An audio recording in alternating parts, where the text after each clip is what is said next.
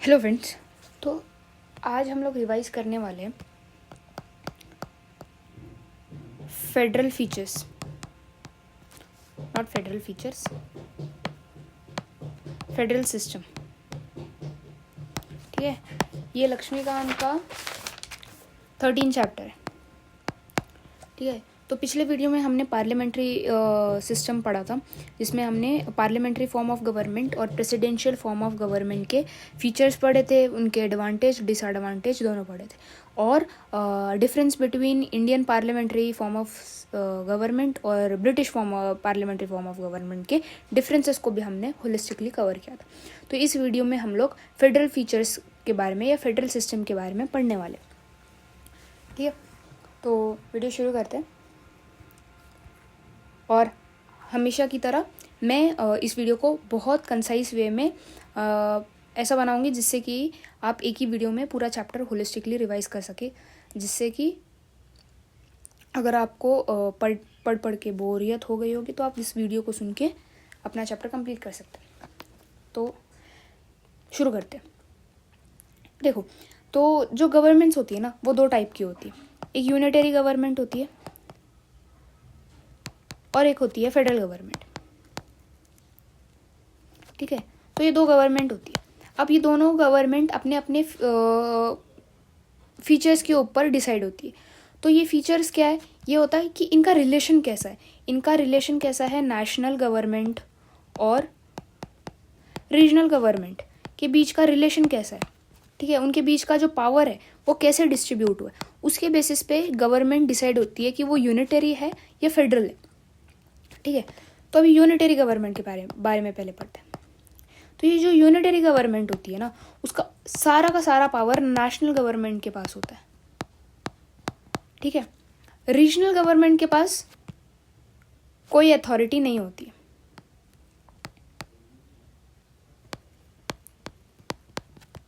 Power नहीं होती है या अथॉरिटी नहीं होती है।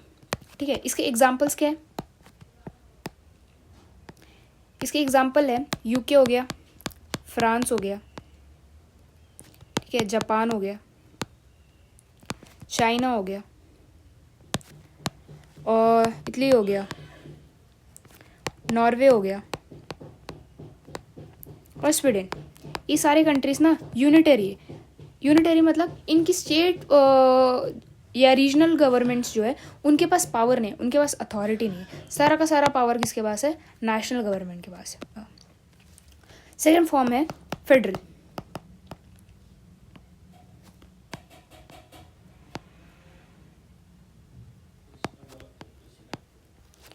ठीक है, तो इसमें क्या होता है ना, जो नेशनल गवर्नमेंट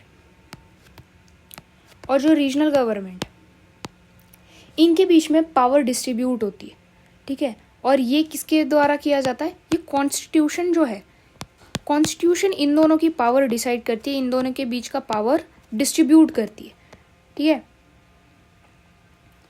और ये दोनों अपने अपने इंडिविजुअली काम करते हैं, इंडिपेंडेंटली या इंडिविजुअली काम करते हैं। अब इनका एग्जाम्पल क्या होगा? इसका एग्जाम्पल है यूएसए, स्विट्जरलैंड,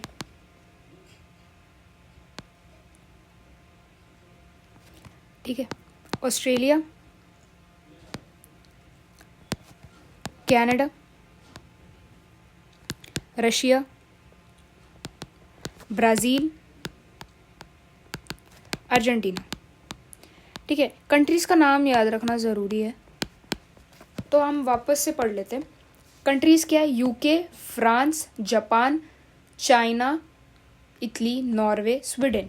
फेडरल गवर्नमेंट कौन फॉलो करती है? USA, Switzerland, Australia, Canada, Russia, Brazil. अब आप इन कंट्रीज़ को रट्टा मार के याद करो या निमोनिक या बना के याद करो, वो आपके ऊपर है। अब ये फेडरल का मतलब क्या होता है? ध्यान रखिएगा, मैं लक्ष्मीकांत को पूरी तरह से कवर कर रही हूँ। तो फेडरल गवर्नमेंट का मतलब क्या होता है? ये एक लैटिन वर्ड है जिसका मतलब होता है ट्रीटी और एग्रीमेंट।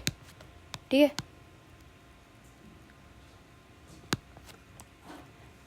जो कि एक पॉलिटिकल सिस्टम के बीच में होती है।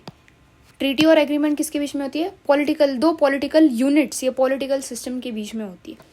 अब ये जो यूनिट्स है इनको अलग अलग नाम से बुलाया जाता है। यूएसए में स्टेट बोला जाता है,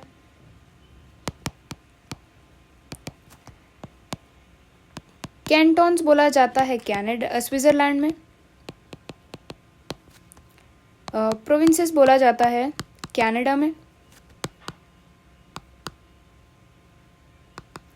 ठीक है। रिपब्लिक बोला जाता है रशिया में। तो ये यूनिट्स है ना, अपने इंडिया में भी स्टेट बोला जाता है, ठीक है।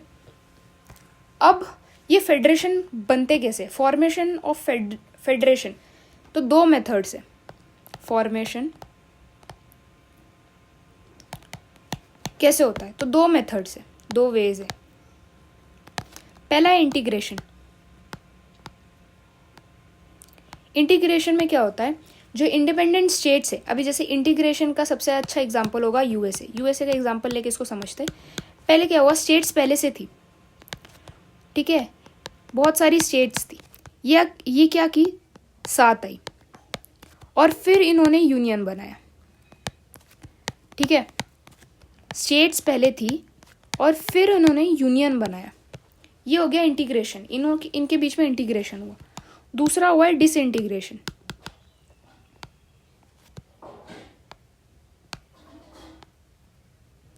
क्या हुआ इनके बीच में, एक यूनिट था,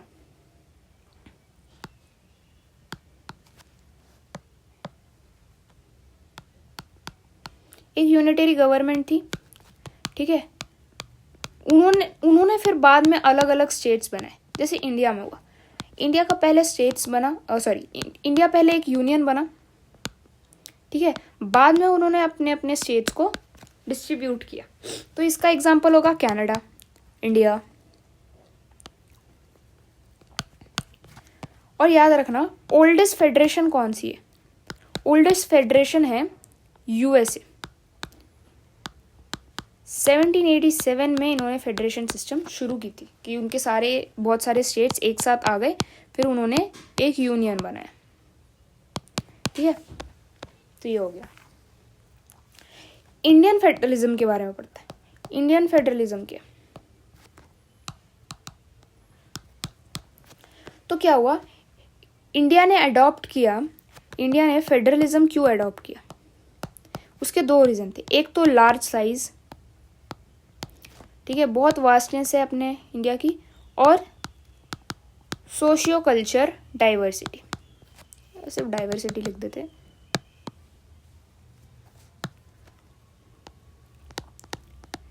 डाइवर्सिटी बहुत है, ठीक है, इसके वजह से इन्होंने फेडरलिज्म चूज किया। और ये इंश्योर क्या करेगी, ये नेशनल यूनिटी और रीजनल ऑटोनॉमी को इंश्योर करेगी। अब याद रखना अपने इंडियन कॉन्स्टिट्यूशन में फेडरलिज्म जो वर्ड है वो मेंशन नहीं है, ठीक है। फेडरलिज्म की जगह यूनियन ऑफ स्टेट मेंशन है, ठीक है। इंडियन कॉन्स्टिट्यूशन में फेडरलिज्म वर्ड मेंशन नहीं है, उसकी जगह यूनियन ऑफ स्टेट है, क्योंकि हमारा इंडिया फेडरलिज्म नहीं है, हमारा इंडिया ट्रीटी। और मैंने जैसे बताया था फेडरलिज्म का मतलब क्या होता है, फेडरलिज्म का मतलब होता है ट्रीटी या एग्रीमेंट। अपना इंडिया जो है वो फेडरलिज्म किसी ट्रीटी और एग्रीमेंट की वजह से नहीं है, ठीक है। वो एक यूनियन था, उसके फिर स्टेट्स बने, ठीक है। आगे चलते हैं। और बी आर अम्बेडकर ने क्या कहा, बी आर अम्बेडकर ने इसमें कहा कि Indian federalism is not a result of agreement among state, ठीक है। यूएसए की तरह हमने एग्रीमेंट नहीं किया, और किसी स्टेट को कोई राइट नहीं है यूनियन से हटने का, यूनियन से अलग होने का कोई राइट नहीं है। यूएसए में है, यूएसए की स्टेट्स अलग हो सकती है उसकी यूनियन से, पर इंडिया में ऐसा सिस्टम नहीं है, ठीक है। तो अब मुझे ये कमेंट में बताना कि इंडिया कौन सा मॉडल ऑफ फेडरलिज्म यूज करती है, यूएसए वाला या कनाडा वाला।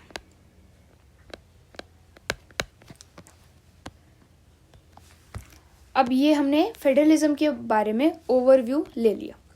अब डायरेक्ट हम कूदेंगे फीचर्स में, ठीक है। तो किसके features? Federal features of India.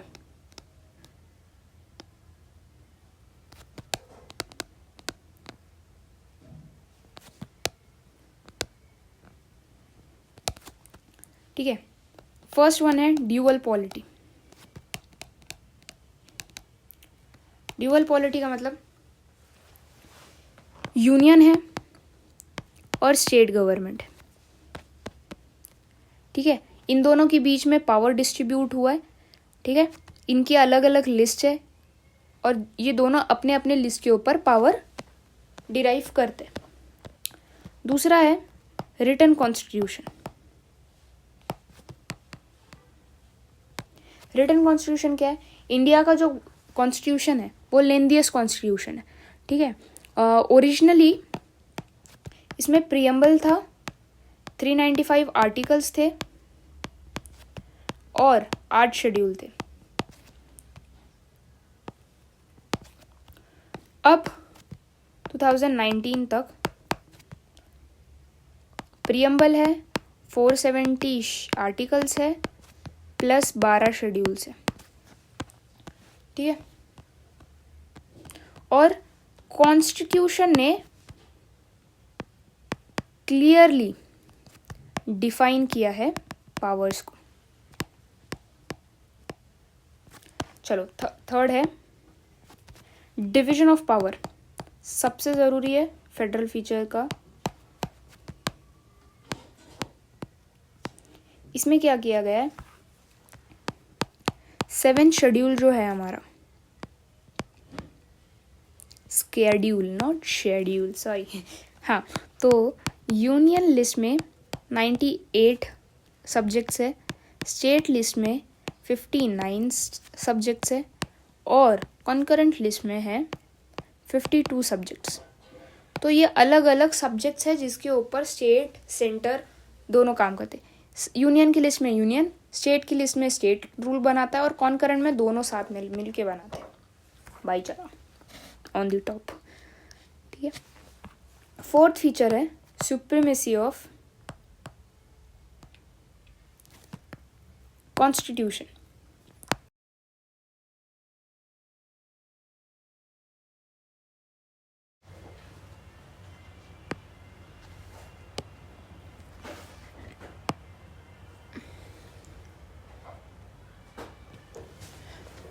Fourth feature है अपना सुप्रीमेसी ऑफ द कॉन्स्टिट्यूशन, ठीक है। कॉन्स्टिट्यूशन जो है वो सुप्रीम है, सुप्रीम लॉ है, ठीक है। और कुछ लॉ अगर कॉन्स्टिट्यूशन को वायलेट कर रहे तो उनको इनवैलिडेट कर देते हैं बाय जुडिशियल रिव्यू। पांचवा फीचर है अपना रिजिड कॉन्स्टिट्यूशन। रिजिड कॉन्स्टिट्यूशन क्या कि अगर कॉन्स्टिट्यूशन में कुछ चेंजेस करने तो कॉन्स्टिट्यूशनल अमेंडमेंट एक्ट लाना पड़ता है, तब जा कर के हम कॉन्स्टिट्यूशन के अंदर कोई चेंजेस ला सकते हैं और उसके लिए चाहिए होती है स्पेशल मेजॉरिटी। स्पेशल मेजॉरिटी में क्या 50% ऑफ दी हाउस चाहिए होता है, उसके बाद 1/3 ऑफ मेजॉरिटी चाहिए होती है, ठीक है। उसके बाद है सिक्स्थ फीचर है अपना इंडिपेंडेंट जुडिशरी।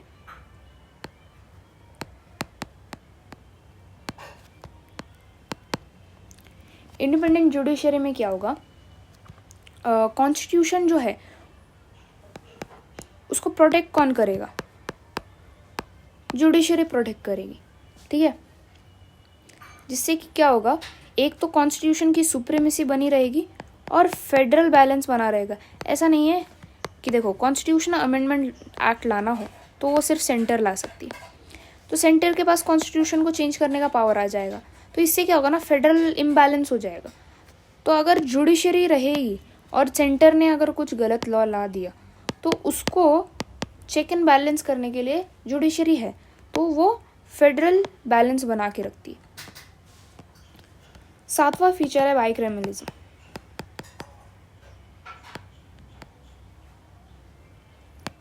बाइकैमरलिज्म का मतलब सिंपल है, लोकसभा है,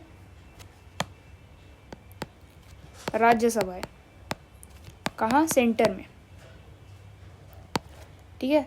फिर स्टेट लेजिस्लेटिव असेंबली है और स्टेट काउंसिल है स्टेट में, ठीक है। दोनों यहाँ बाइक्रिमिनलिज्म है। कुछ कुछ स्टेट में यूनिक क्रिमिनलिज्म होता है और कोई कोई स्टेट में दोनों होता है। तो ये सारे फीचर्स किसके हो गए अपने, कहाँ गए, हाँ, ये सारे फीचर्स हुए अपने फेडरल फीचर्स हो गए इंडिया के। देखो मैंने आपको पहले अगर बताया हो, याद नहीं आ रहा मुझे, कि जो इंडिया है ना वो दोनों है, ब्लेंड ऑफ बोथ, यूनिटरी भी फॉलो करता है और फेडरल भी फॉलो करता है। फेडरल नॉर्मल टाइम्स में होता है, यूनिटरी एक्स्ट्रा ऑर्डिनरी टाइम, जैसे इमरजेंसी हो गई तो उस वक्त यूनिटरी में कन्वर्ट हो जाता है सिस्टम, ठीक है। वापस रिवाइज करते हैं अपना ये फेडरलिज्म के फीचर्स को। पहला है ड्यूअल पॉलिटी, ठीक है। दूसरा है कॉन्स्टिट्यूशनल गवर्नमेंट, कॉन्स्टिट्यूशनल गवर्नमेंट क्या बोल, फर्स्ट है ड्यूअल पॉलिटी, सेकंड है रिटन कॉन्स्टिट्यूशन, तीसरा है division of power, 7th schedule, चौथा है supremacy of the constitution, fifth है रिजिड कॉन्स्टिट्यूशन, सिक्स्थ है इंडिपेंडेंट जुडिशियरी और 7th है बाइक्रिमिनलिज्म, ठीक है। तो ये सारी चीज़ें क्या हो गई, फेडरलिज्म के फीचर्स हो गए जो इंडिया में हैं। इसके बाद में हम लोग यूनिटरी के फीचर्स पढ़ेंगे। Unitary features,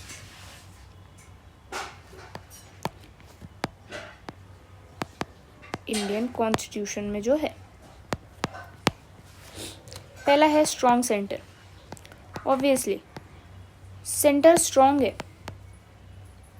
as compare to state. क्यों? क्योंकि यूनियन लिस्ट में ज़्यादा सब्जेक्ट्स है, स्टेट लिस्ट में कम सब्जेक्ट्स है, ठीक है। और जो रेसिडुअरी पावर होती है, रेसिडुअरी पावर मतलब अगर ऐसा कोई सब्जेक्ट जो किसी भी लिस्ट में नहीं है, ना सेंटर यूनियन लिस्ट में है, ना स्टेट लिस्ट में, ना कॉन्करेंट लिस्ट में, तो उसका पावर किसके पास जाएगा, सेंटर के पास जाएगा डायरेक्टली, कोई बहस ही नहीं होगी। दूसरा, स्टेट्स नॉट डिस्ट्रक्टेबल, जैसे कि यूएसए में क्या होता है ना कि स्टेट्स अलग हो सकती है यूनियन से, पर इंडिया में वैसा नहीं है। जो इंडिया है वो क्या है, indestructible union of destructible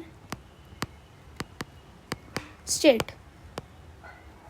indestructible, union को डिस्ट्रक्ट नहीं कर सकते पर स्टेट को कर सकते, ठीक है। यूएसए में वैसा नहीं है, यूएसए में दोनों ही इंडिस्ट्रक्टेबल है, ना यूनियन भी इंडिस्ट्रक्टेबल है, यूएसए भी इंडिस्ट्रक्टेबल है यूएसए में, ठीक है। तीसरा फीचर है single citizenship, single constitution. Single constitution क्या है, देखो यूएसए में क्या है, स्टेट के लिए अलग कॉन्स्टिट्यूशन है और यूनियन के लिए अलग कॉन्स्टिट्यूशन है। इंडिया में ऐसा नहीं है, इंडिया में एक ही कॉन्स्टिट्यूशन है दोनों के लिए, ठीक है। फोर्थ है flexible constitution.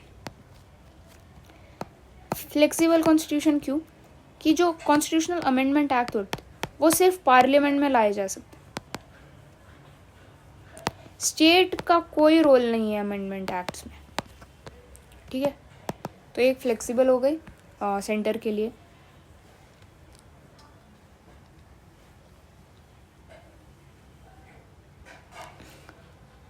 No equality of state representation. जो राज्यसभा है उसका रिप्रेजेंटेशन जो होता है वो पॉपुलेशन के बेस में होता है, ठीक है। और जो मेंबरशिप होती है वो वैरी करती है 1 से लेकर 31 तक। जैसे कि यूपी है, यूपी के पास राज्यसभा की ज़्यादा सीट होगी, और गोवा के पास कम होगी।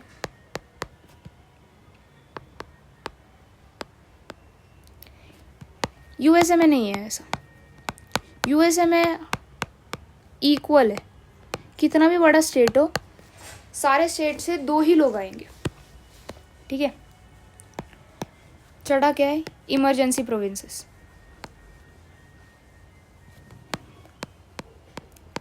इमरजेंसी डिक्लेयर करने का पावर यूनियन के पास ही है। ठीक है। और इमरजेंसी कितने टाइप की होती है, एक नेशनल होती है, एक स्टेट होती है, एक फाइनेंशियल होती है। उसको हम लोग आगे रिवाइज करेंगे, इंपॉर्टेंट चैप्टर है। ठीक है। और इमरजेंसी के वक्त अपना इंडिया फेडरल से यूनिटरी बन जाता है। ठीक है। कोई अमेंडमेंट की ज़रूरत नहीं है, no need of constitutional amendment. ठीक है। 7वां, सिंगल सिटीजनशिप।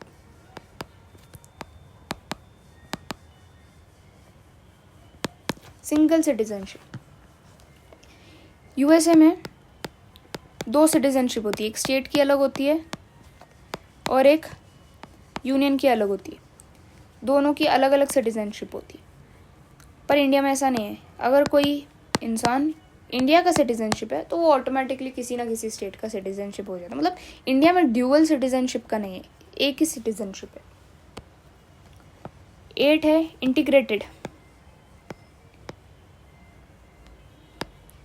Integrated judiciary. एक ही जुडिशियल सिस्टम है। जैसे कि यूएस में स्टेट के लॉस उनका हाई कोर्ट डिसाइड करता है और यूनियन के लॉस उसका सुप्रीम कोर्ट डिसाइड करता है। इंडिया में ऐसा नहीं है। इंडिया में स्टेट लिस्ट हो या यूनियन लिस्ट हो, उससे रिलेटेड कोई भी लॉ होगा तो वो high court plus supreme court कोई भी डिसाइड कर सकता है। इंटीग्रेटेड है, मतलब पहले सुप्रीम कोर्ट आएगा, फिर हाई कोर्ट आएगा, फिर सबऑर्डिनेट कोर्ट आएंगे। ठीक है। 9 है ऑल इंडिया सर्विसेज। जैसे कि कौन कौन सी आती है, आईएएस हो गया, आईपीएस हो गया, आईएफएस हो गया। ठीक है। तो ये ऑल इंडिया सर्विसेज है जो कि सर्व करती है बोथ सेंटर प्लस स्टेट। ठीक है। ये डायरेक्टली रिक्रूट होती है बाय सेंटर। ठीक है। पर काम दोनों में करती है, जिससे कि फेडरलिज्म थोड़ा वीक हो जाता है। 10 है इंटीग्रेटेड ऑडिट। इसमें क्या होता है, जो कैग है वो दोनों के ऑडिट्स करता है, सेंटर के भी और स्टेट के भी। 11th पार्लियामेंट का पूरा रोल है।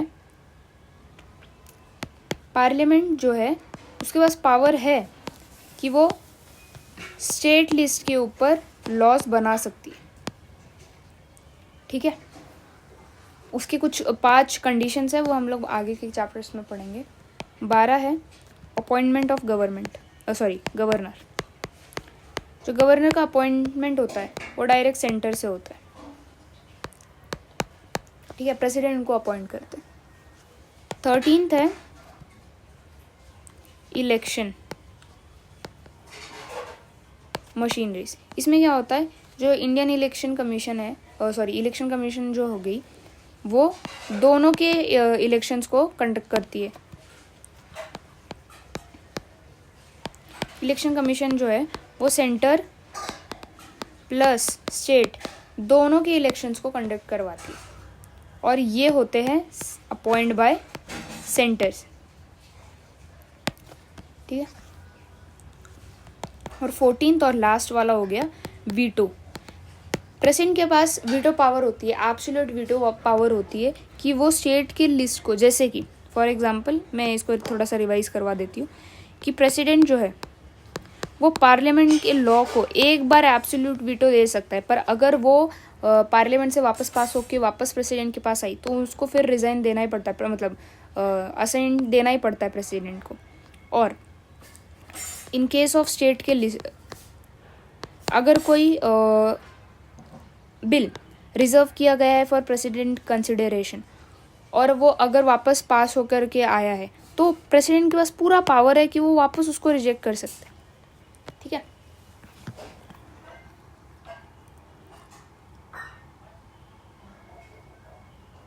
तो फाइनल क्या कंक्लूजन निकला है कि जो इंडिया है वो फेडरल फीचर है, फेडरल सिस्टम है विथ स्ट्रॉन्ग यूनिटरी। ठीक है, इसलिए उसको इंडिया को कॉजी फेडरलिज्म भी कहा जाता है।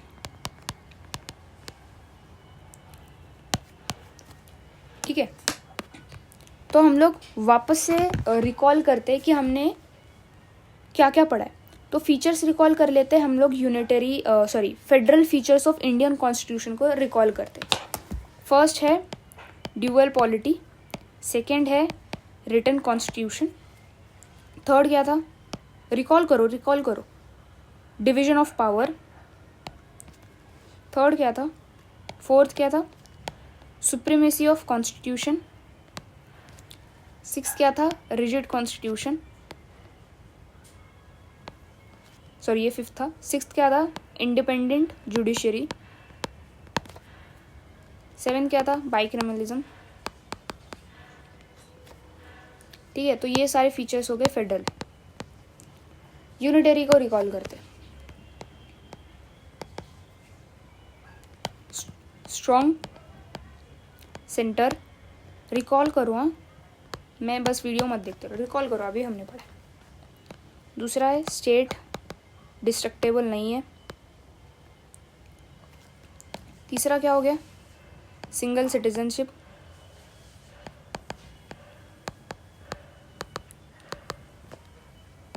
फोर्थ क्या हो गया, सिंगल कॉन्स्टिट्यूशन। फोर्थ क्या हो गया, flexible constitution. Inequality of state representation. Sixth क्या हो गया, इमरजेंसी। सेवन क्या हो गया, इंटीग्रेटेड जुडिशरी। नाइन क्या हो गया, ऑल इंडिया सर्विसेज। टेंथ क्या हो गया, ऑडिट वाला। 11 पॉइंट क्या हो गया, पार्लियामेंट का power over state list. 12 appointment of governor bye centre. 13 क्या हो गया, इलेक्शन कमीशन। ठीक है, 14 वीटो।